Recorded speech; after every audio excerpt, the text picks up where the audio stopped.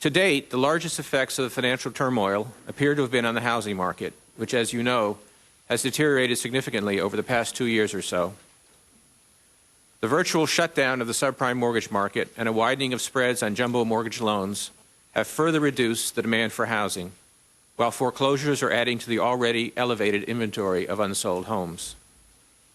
New home sales and housing starts have both fallen by about half from their respective peaks. The number of homes in inventory has begun to edge down, but at the current sales pace, the month's supply of new homes has continued to climb, and home prices are falling in many parts of the country. The slowing in residential construction, which subtracted about 1 percentage point of growth from the growth rate or real gross domestic product in the third quarter of 2007, likely curtailed growth even more in the fourth quarter, and it may continue to be a drag on growth for a good part of this year as well. Thus far, the public's expectations of future inflation appear to have remained reasonably well anchored, and pressures on resource utilization have diminished a bit. Further, futures markets suggest that food and energy prices will decelerate over the coming year. Given these factors, overall and core inflation should moderate this year and next, so long as the public's confidence in the Federal Reserve's commitment to price stability is unshaken. However, any tendency of inflation expectations to become unmoored, or for the Fed's inflation-fighting credibility to be eroded, could greatly complicate the task of sustaining price stability and would reduce the central bank's policy flexibility to counter shortfalls in growth in the future. Accordingly, in the months ahead, we will be closely monitoring the inflation situation, particularly inflation expectations.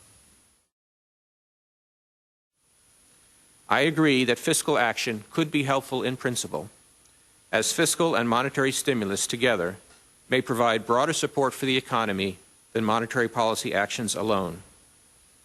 But the design and implementation of the fiscal program are critically important. A fiscal initiative at this juncture could prove quite counterproductive if, for example, it provided economic stimulus at the wrong time or compromised fiscal discipline in the longer term. To be useful, a fiscal stimulus package should be implemented quickly and structured so that its effects on aggregate spending are felt as much as possible within the next 12 months or so.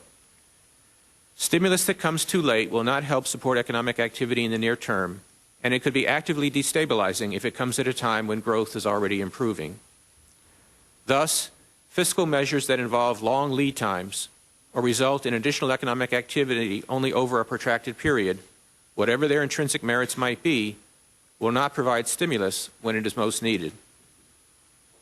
Any fiscal package should also be efficient in the sense of maximizing the amount of near-term stimulus per dollar of increased federal expenditure or lost revenue.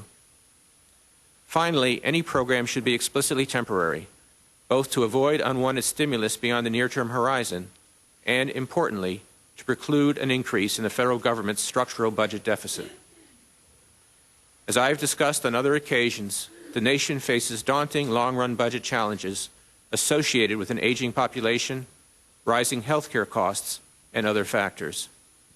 A fiscal program that increased the structural budget deficit would only make confronting those challenges more difficult. Thank you. I would be pleased to take your questions.